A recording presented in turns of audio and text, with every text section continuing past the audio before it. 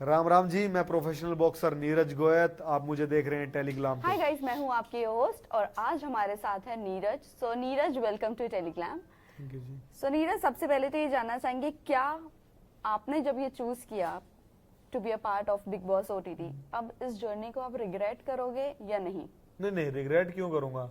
हर experience मेरी जिंदगी की किताब में जुड़ता जा रहा है। क्या कुछ सीखा है इस शो से आपने? ज्यादा बहुत कुछ छोटी सी सीख journey। ज्यादा कुछ सीख नहीं पाया। जी। सिखा पाया कि सही इंसान कैसा होना चाहिए। वेल, नॉमिनेशन की मैं डायरेक्टली बात करती हूँ आपसे। नॉमिनेशन की जब बात आई थी तो शिवानी और आप थे, राइट? पहले ये डिसाइड हुआ था कि घर वालों की वोटिंग से होगा, उसके बाद डिसाइड हुआ कि ऑडियंस की वोटिंग से होगा। जब घर वाले आपको सेव कर रहे थे और शिवानी को आउट करना चाहते थे, वहां पर बिग बॉस का डिसीजन टर्न हो गया, ऑडियंस की वोटिंग पर चला गया। डू यू थिंक यहाँ पर पॉलिटिक्स बिग बॉस की तरफ से खेला गया? पॉलिटिक्स मुझे नहीं पता किसकी तरफ से हुई है। पॉलिटिक्स में किसी एक का नाम नहीं ले सकता, बट मुझे बाहर करने वाला घर के अंदर का कोई भी इंसान नहीं था। एक एजेंट जो वो बाहर की थी, सिर्फ वो अकेली थी कि जिसने मेरी फोटो को फाड़ा है, तो फर्स्ट टाइम ऑफ नॉमिनेशन के।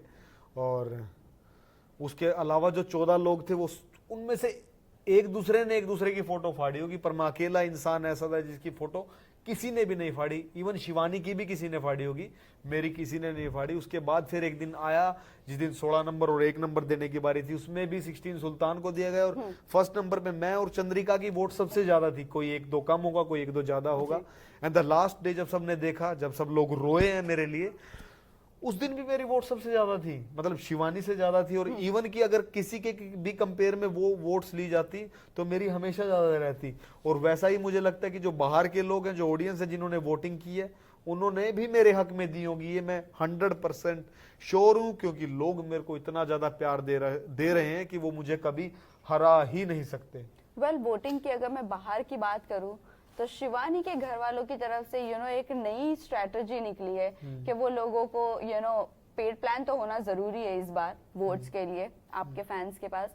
वही पेड प्लान वो शिवानी के फैंस को पेड कर कर बोल रहे थे आप वोट करो, और वो खुद पे कर रहे थे पैसे। हाँ नहीं, मुझे लगता है कहीं ना कहीं उनके वहां पे जो ऑडियंस है, कितना कर लेंगे।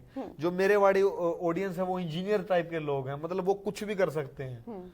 मुझे अगर मौका मिले, मैं सबको बीट कर सकता हूँ। सिर्फ मेरी जो ऑडियंस है ना, एक उनकी वजह से, मेरे यार दोस्तों की वजह से, और जो मैंने अब नई ऑडियंस बनाई है, जो मेरे साथ जुड़ी है, जिन लोगों को लगा कि हाँ ये इंसान बिल्कुल सही है, सही के साथ खड़ा होता है, ईमानदारी से अपना गेम खेल रहा है, मैं किसी को भी बीट कर सकता हूँ। मौका ही नहीं मिला। पर बिल्कुल बिल्कुल। लास्ट 2-3 सवाल पूछूंगी आपसे। मनीषा की अगर मैं बात करूं, वो सिर्फ टैरो कार्ड रीडिंग कर रही है और कुछ नहीं कर रही है। डू यू थिंक कि उन्हें आपकी जगह बाहर आना चाहिए था? और मैं मेरी पर्सनली सबके साथ मेरी बहुत अच्छी है, और दिल से मुझे सब, मेरी हर इंसान तारीफ करता मिलेगा। बट मुझे कहीं ना कहीं लगता था, मैंने नंबरिंग भी दी थी वहां पे, 16, 15, 14 ये ऐसे मैंने, तो उनमें उनका भी नाम था कि उन लोगों को पहले बाहर आना चाहिए, क्योंकि गेम में और ज्यादा मजा आएगा जब ज्यादा टफ फाइट होगी। तो टफ का तो टाइम ही नहीं दिया मेरे को।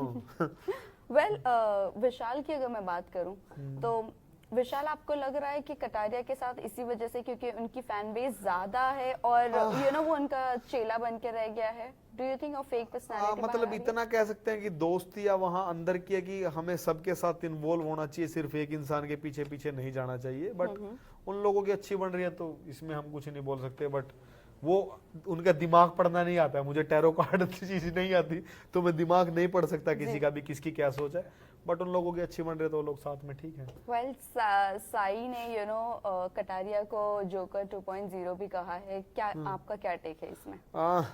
मैं तो अंदर हूं नहीं, मैं तो क्या बता सकता हूँ। बट कटारिया ओके है, मेरे साथ भी ओके था। लाइक हम लोग बहुत फन करते थे, हम शिवानी का बहुत मजाक उड़ाते थे, उनकी बातों में बहुत हंसी मजाक करते थे। तो जोकर टाइप तो नहीं हो सकता कटारिया। फिर लास्टली जाते जाते ये जानना चाहेंगे, शिवानी से पूरा घर परेशान है। इनफैक्ट बाहर भी लोग ये कह रहे हैं कि हमने एक मनीषा को पसंद कर लिया, अब दूसरा नहीं चाहिए मनीषा, और उसकी आवाज बहुत इरिटेटिंग है, लोग ये कह रहे हैं। आपका क्या टेक है? लोग जिस तरह जिस चीज को लेंगे वो वैसा ही हो जाएगा। बट मुझे शिवानी अच्छी लगती थी, मैं कुछ नहीं कह सकता इस बारे में। अगर लोगों को वो पसंद नहीं है तो उसकी आवाज़ भी इरिटेटिंग लगेगी, उसका चाल ढाल भी इरिटेटिंग लगेगा। अगर लोगों को जैसे मैं पसंद हूँ तो मैं आज बाहर हूँ, जब भी लोग मुझे पसंद कर रहे हैं। लास्टली जाते जाते आप फैंस एंड व्यूवर्स को क्या कहना चाहोगे? भाई बहुत कम समय मिला आप लोगों के साथ, अब मैं कैसे शख्सियत हूँ, मैं कैसा इंसान हूँ वो बताने का।